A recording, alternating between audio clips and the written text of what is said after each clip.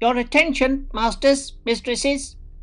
All systems functional for the Everything Geek podcast. Hey, my name's Rich McDonald, and I played David Mason in Call of Duty Black Ops 2, and you're listening to Everything Geek podcast. Hey everybody, you're listening to Everything Geek podcast. Thanks for listening.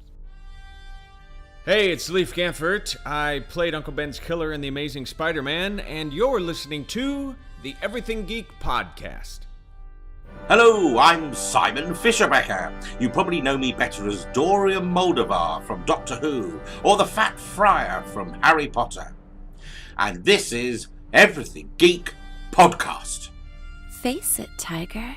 You just hit the jackpot with the Everything Geek podcast. You're listening to the Everything Geek podcast, bringing you interviews from your favorite films and TV shows every week, and all of the latest news. Here's your host, Ruari Williamson.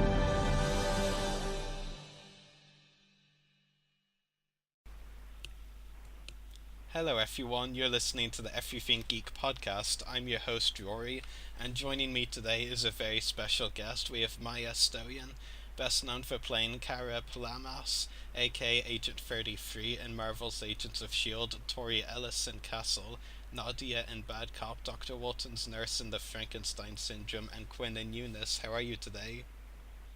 I'm doing great. How are you? I'm very good, thanks. It's a pleasure to have you on the show today.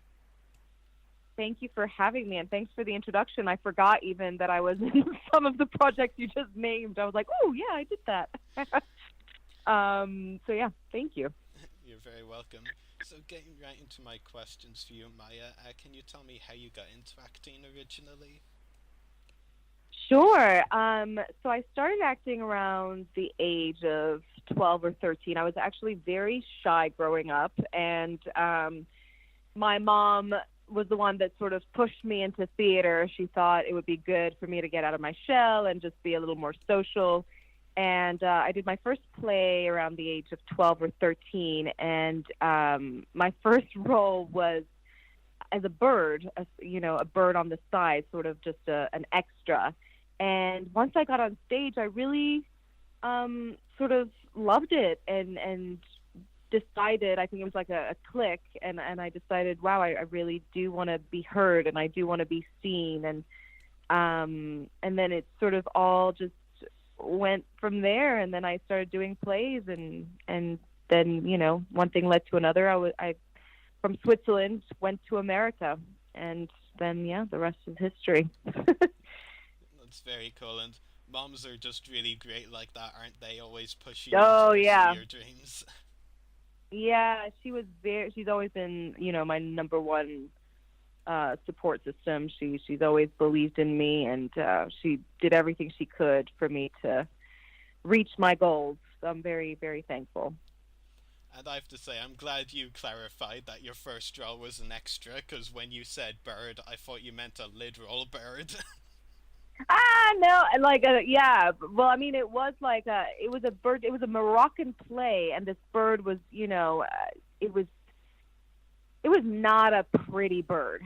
It wasn't like I was this fairy bird. It was like a very sort of, I don't want to say ugly, because that's just, I'm sure they spent a lot of hours on this costume, but it was not an attractive bird. And I was just kind of waving my wings around, and you're 12, you know what I mean? Like it's an embarrassing thing to do that kind of thing. Like there were princesses in this play, Moroccan princesses and princes, and I was a bird on the side, with no lines. So, but it gave me that push that I needed to want to do, to want to do more. So that was great. Yeah. Bird's the word. Bird is the word. Yes. Mm-hmm. Yeah, that's was a right. Terrible joke. No, you're right. You're right. That's pretty much what happened. Yeah. Can you tell me how you were originally cast as Kara in Marvel's Agents of S.H.I.E.L.D? Sure. So I went in for the audition. Now it's been a couple years. And the audition went great, and that's the thing, it went really good, and then I never heard back and first of all, it's very secretive. You know, you don't have the name of the character, and whatever you audition for Marvel is going to have nothing to do with the character you're actually playing. They're just auditioning you because it's so secretive, and they don't want anything to come out. So I remember auditioning for it, and then not hearing anything for a good week, and then I just forgot about it because, you know, you audition for other things and you just kind of figure, oh well, you know, someone else got it. But then a week had gone by, and then it's funny, I was at work. I worked at a casting director workshop place, and one of my friends just came running in with my phone in hand. She was like, oh, "You got a part!" Because it was she picked up because it was my manager, and she's a good friend of mine. And I was just so happy because I really, I mean, it's a dream come true to be part of the Marvel family, you know.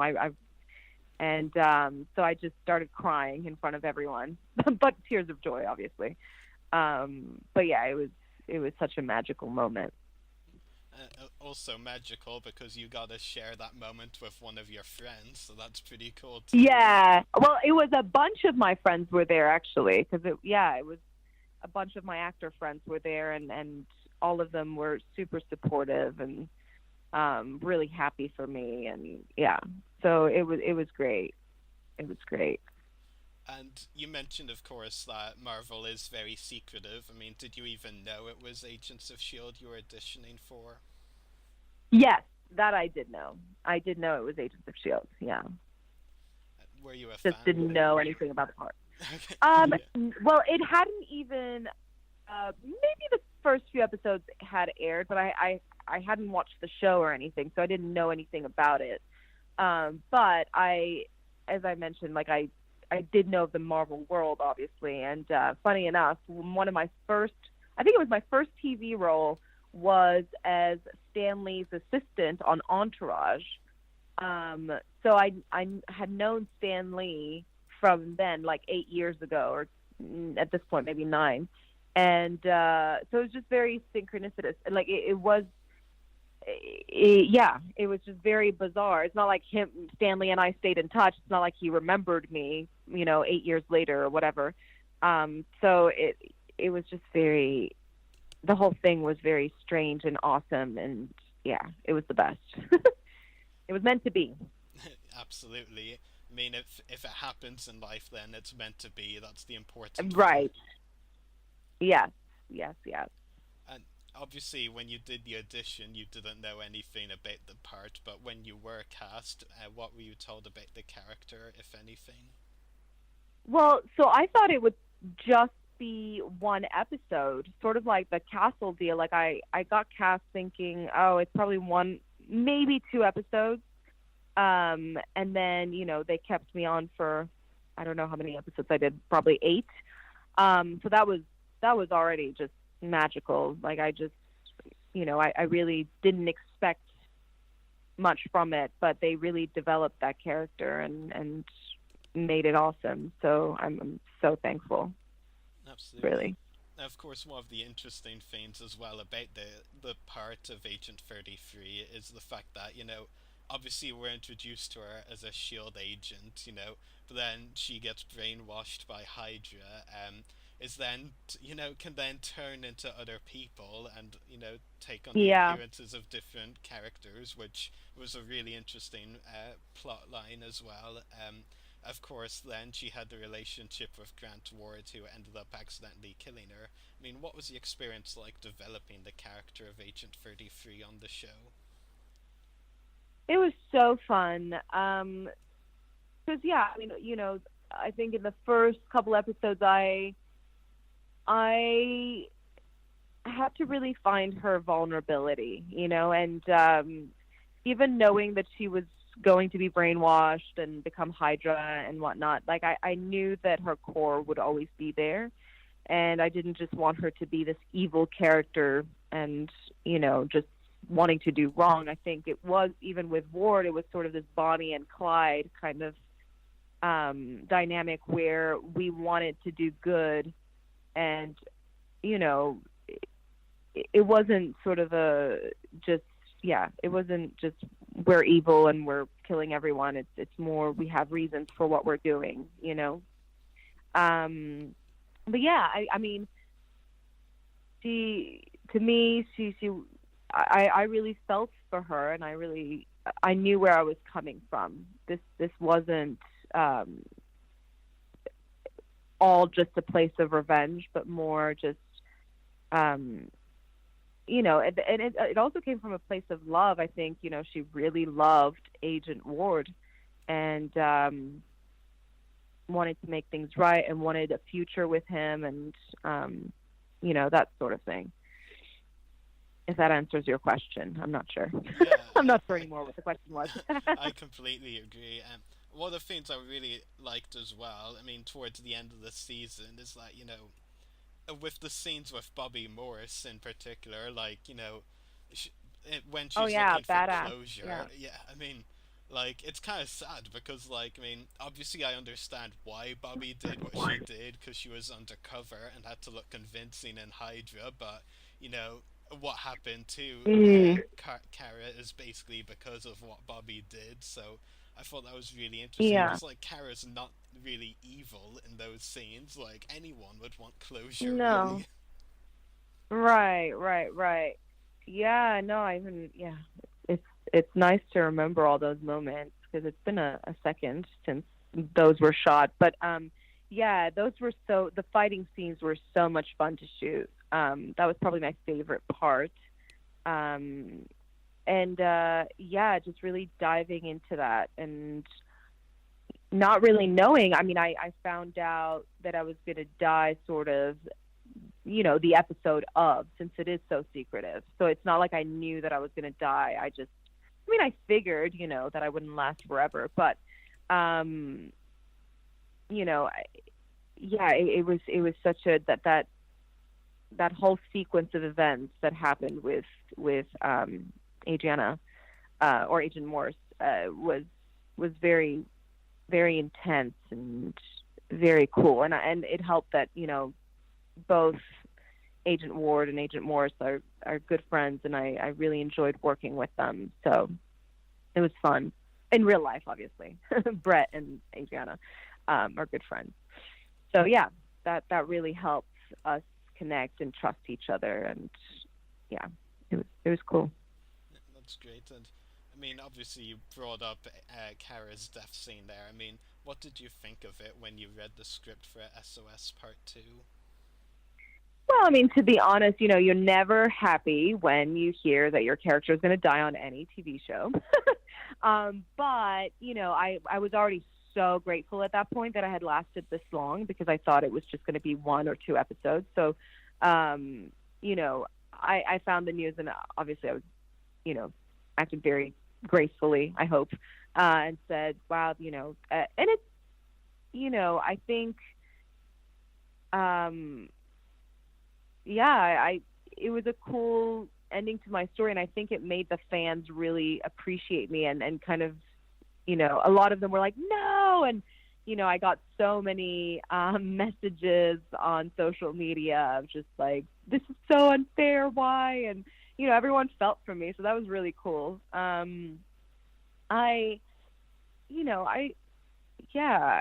again didn't expect any less or any more. Like, it was sort of the perfect ending to my story, and, you know, in the Marvel world, you never really die, so who knows? I might be brought back in some way or another. I have no idea, by the way. I'm just saying that, but it's kind of wishful thinking. But yeah, I certainly wasn't mad at the outcome. It's almost kind of like a poetic, tragic death as well, because, I mean, obviously it's her lover that kills her, but, like, she'd finally gotten used to the fact as well that she could, you know, take on the appearance of someone else. Yeah. And she got shot by Ward because she was looking like May at that time, so it's poetic and tragic.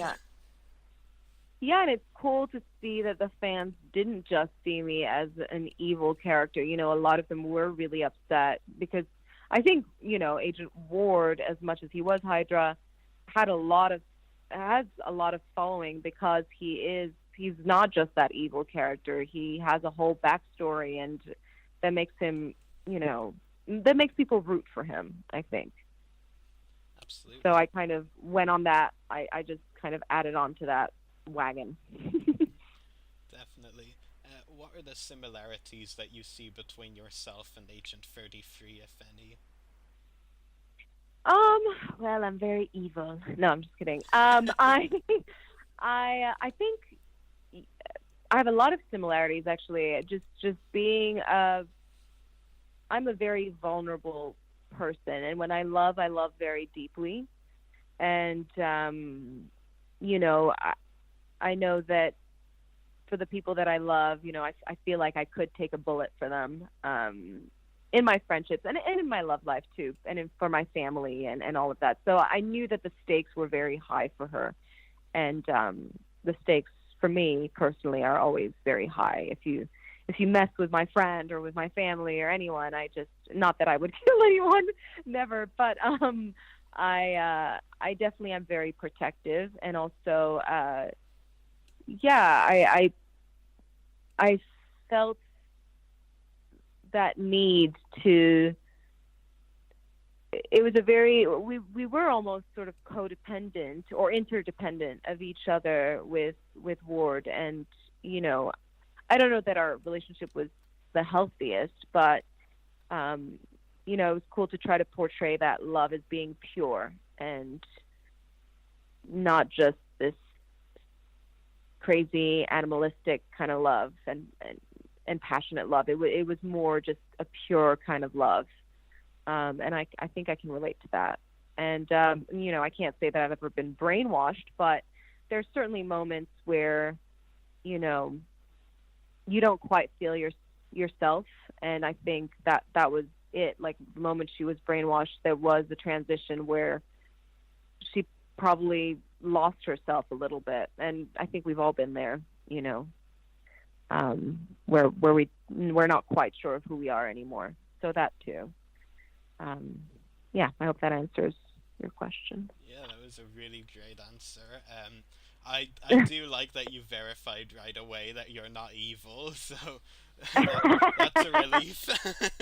Yeah.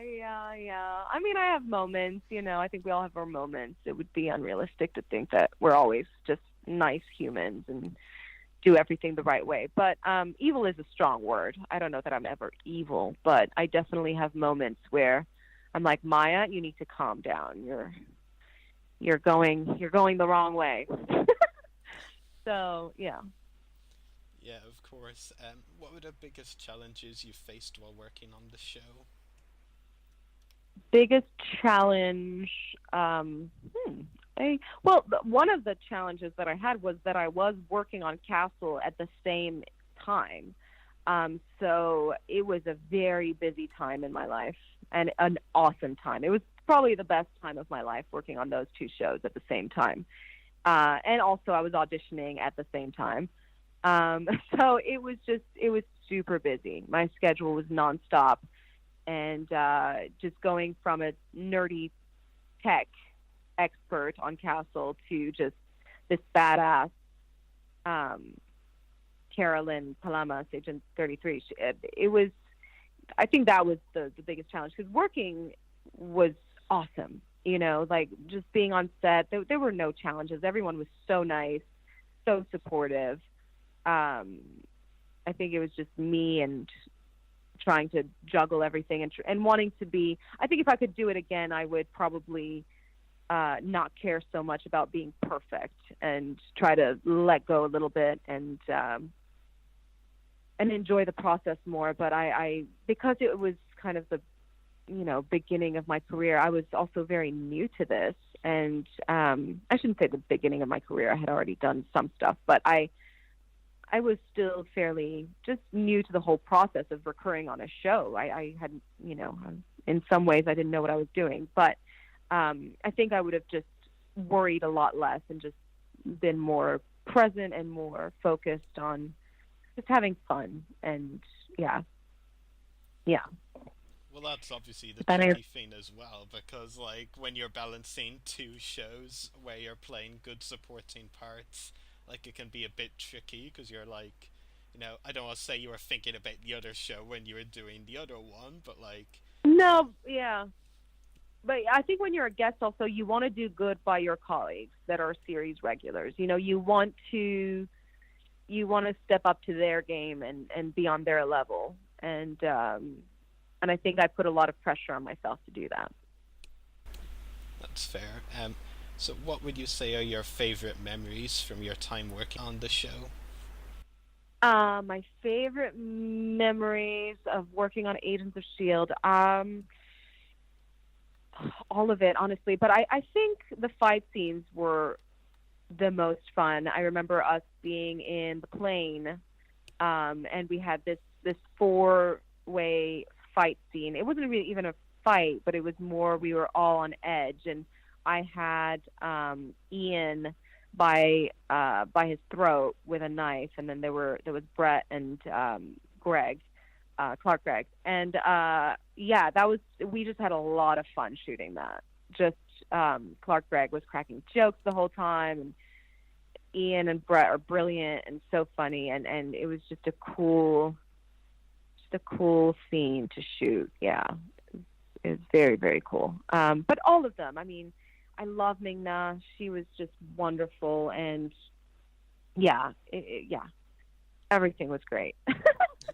It's hard to pick just one memory. I think all of them were precious in some way and unique. But I loved fighting.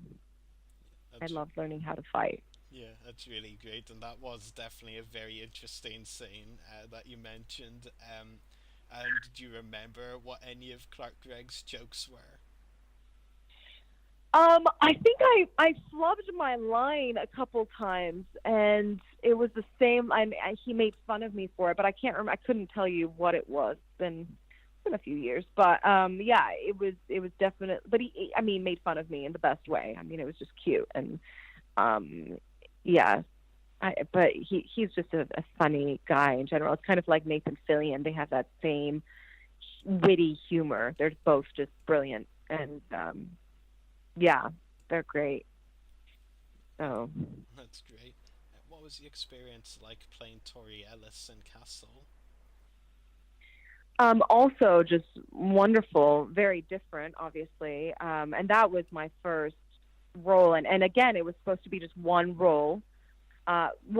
One episode, and then it ended up being 25 or however many episodes, and that was just, there's no word. It was incredible. It was because I just went into it thinking, oh well, this will be my first guest star, and then it ended up just lasting 3 years. But everyone was really great to work with. I would say John Huertas and I got the closest out of the cast, but I mean, Nathan was also just so kind to me, and Stana's wonderful, and Seamus, and yeah, even the writers became good friends, and Andrew Marlowe, and everyone just. I worked with such wonderful, kind people, and the part was very technical. I mean, I really had to work on those lines prior to getting to set, because it's not something that you can improvise. It was sort of like learning Shakespeare, or I know nothing about technology. I'm that person that just has trouble turning on the TV. So this was a real nice stretch for me. And I remember actually going to the audition, and everyone, all the other women were dressed in suits and really proper, and I was wearing these baggy pants and a t-shirt, because I think I had another audition afterwards. And I wasn't really thinking, well, this isn't me, like I'm not a tech expert. I don't really look like one. And I still, did my best in the audition, but it wasn't you go into some auditions and you think, I'm nailing this, I'm going to get it. Like, this is so me. This was not one of them. This was an audition that I went in thinking, well, it'll be fun and, whatever. And it's just so funny to me that that's the one that I booked and that changed my life. And auditions can be like that sometimes. Like, sometimes you could think, I did pretty well in that one and not get the part. And then sometimes, like that one, yeah. You get the part. Yeah.